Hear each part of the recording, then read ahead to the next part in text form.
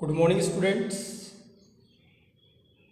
आज यहाँ पर अपन 10th NCERT maths chapter 4 quadratic equation के एक्सरसाइज 4.3 के एक इम्पोर्टेंट क्वेश्चन को एक्सप्लेन कर रहे हैं। ये बोर्ड एग्जाम के लिए इम्पोर्टेंट क्वेश्चन है। क्वेश्चन आपके पास ये है, और train travels 360 kilometre at a uniform speed. एक ट्रेन जो 360 किलोमीटर के डिस्टेंस को ट्रेवल करती है बाय यूनिफॉर्म स्पीड। यूनिफॉर्म से मतलब एक समान स्पीड से 360 किलोमीटर के डिस्टेंस को कवर करती है। If the speed had been 5 kilometre per hour more, it would have taken 1 hour less than same journey. अगर स्पीड को 5 किलोमीटर पर आवर ने बढ़ा दिया, 5 किलोमीटर मोर आवर, अगर 5 किलोमीटर स्पीड को बढ़ा दिया, it would have taken 1 hour less than same journey. तो जितनी डिस्टेंस अपने को कवर करनी थी उस डिस्टेंस को कवर करने में 1 घंटा अपने को कम समय लगता है, 1 आवर लेस देन। सीधी सिंपल बात है बेटा। अगर कोई बाइक से अपन जा रहे हैं, अगर उसकी स्पीड 50 है और अगर अपने 50 से 60 कर दी तो अपने को वहाँ जाने के लिए, उतनी डिस्टेंस कवर करने के लिए टाइम कम लगेगा। वही बात यहाँ पर हो रही है कि अगर अपने स्पीड को 5 किलोमीटर बढ़ा दिया तो 1 आवर्स अपने को 1 घंटा कम लगता है उतनी ही डिस्टेंस कवर करने में। Find the speed of the train. उस ट्रेन की स्पीड अपने को फाइंड करनी है। ट्रेन की क्या स्पीड थी ये अपने को पता नहीं है, तो अपने लेट किया let the speed of the train x kilometre per our. या फिर किलोमीटर पर आवर इसलिए क्योंकि वो स्पीड की यूनिट किलोमीटर पर आवर। ये अपने ट्रेन की स्पीड लेट की। अब अगर कोई डिस्टेंस, अगर स्पीड लेट की तो उस स्पीड से 360 किलोमीटर जाने में टाइम कितना लगेगा, टाइम का कैलकुलेशन करना पड़ेगा आप लोगों को। टाइम के कैलकुलेशन से ही अपनी स्पीड को फाइंड कर सकते हैं। यहाँ का टाइम टेकन, पहले स्पीड लेट की x, क्योंकि स्पीड आप लोग पता नहीं। अब इस स्पीड से 360 किलोमीटर की डिस्टेंस कवर करने में कितना टाइम लगेगा वो यहाँ दिख रहा है। Time taken distance covered by 360 kilometre. कितनी डिस्टेंस कवर कर रहे हैं? 360 किलोमीटर। कौन सी स्पीड से? x1। तो डिस्टेंस के लिए फॉर्मूला क्या आता है?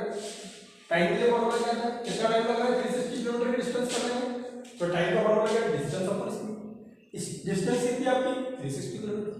स्पीड क्या है आपकी? x। तो 360 किलोमीटर अपॉन x, और यहाँ पर आवर्स इसलिए आया क्योंकि वो टाइम की यूनिट है, आवर्स। टाइम को अपन या तो सेकंड में या आवर्स में या मिनट में ले सकते हैं, तो यहाँ पर आवर्स क्योंकि टाइम में। अब न्यू स्पीड, स्पीड को अपन ने बढ़ा दिया। पहली स्पीड कितनी थी? x थी। स्पीड कितनी बढ़ा दी? 5 किलोमीटर। तो x + 5 होगा।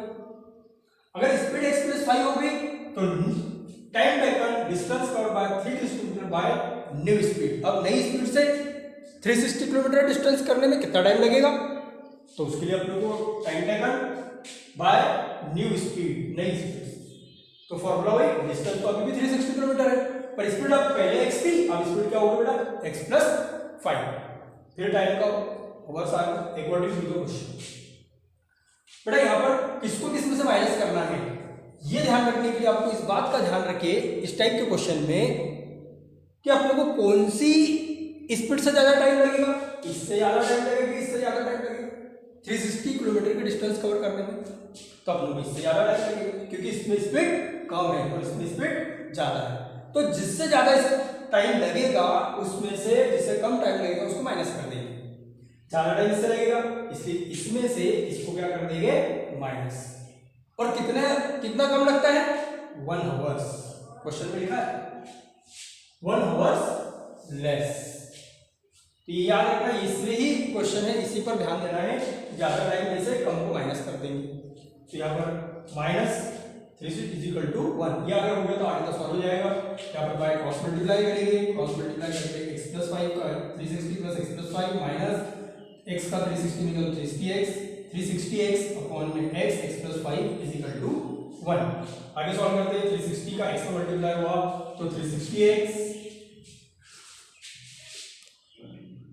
360 का x में मल्टीप्लाई 360x प्लस 360 का 5 में हुआ तो आपका आएगा 1800 माइनस 360x, और x का x में हुआ तो x² और x का 5 में हुआ तो क्या आ गया आपका 5x।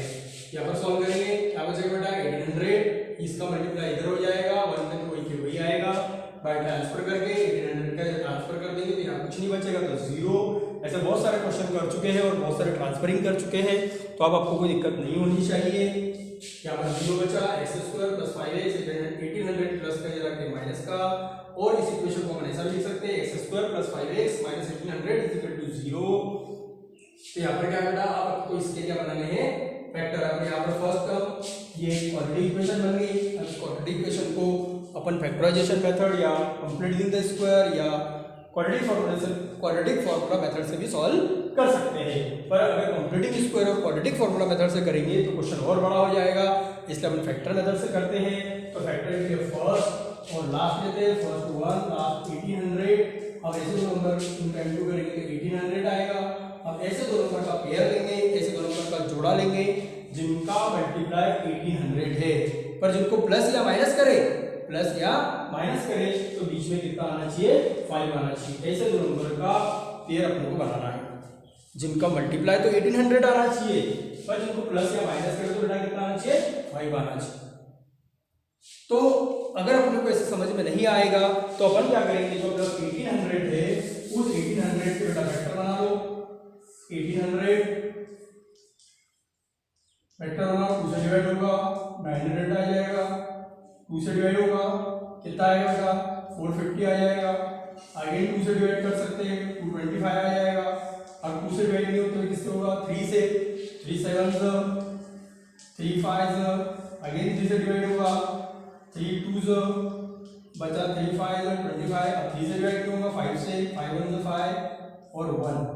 आप लोग को ऐसे दो नंबर लेना है, ऐसे दो नंबर का पेयर लेना है जिनका अगर अपन मल्टीप्लाई करें तो 1800 आए, पर प्लस और माइनस करें तो बीच में कितना आना चाहिए 5, या तो प्लस करके या माइनस करके। तो मैंने इसे वेक्टर बनाया।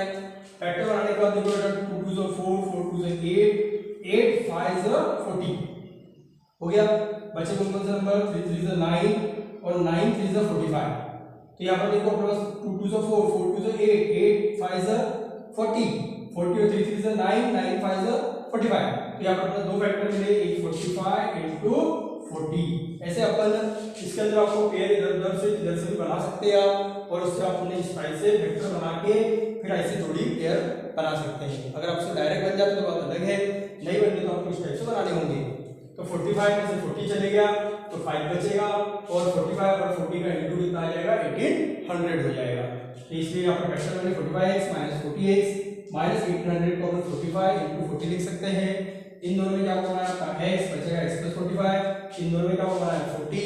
तो अगेन क्या बचेगा x + 45 = 0। दोनों ब्रैकेट में क्या हो गया x + 45 कॉमन हो गया, क्या बचा x - 40 = 0। एक बार x + 45 को 0 के इक्वल रखेंगे तो ये प्लस का हो जाएगा माइनस का। इट इज नॉट पॉसिबल, क्योंकि कभी भी स्पीड जो है it is not negative, speed negative possible नहीं है, स्पीड नेगेटिव नहीं होती, क्योंकि अपन चलेंगे तो कुछ ना कुछ तो स्पीड होगी, स्पीड नेगेटिव नहीं होती। चाहे आप आगे चले चाहे पीछे चले तो स्पीड तो आएगी। इसलिए स्पीड इज नॉट पॉसिबल, तो इसलिए ये आंसर को अपन नेगलेक्ट कर देंगे नेगेटिव वाले को। तो x - 40 = 0।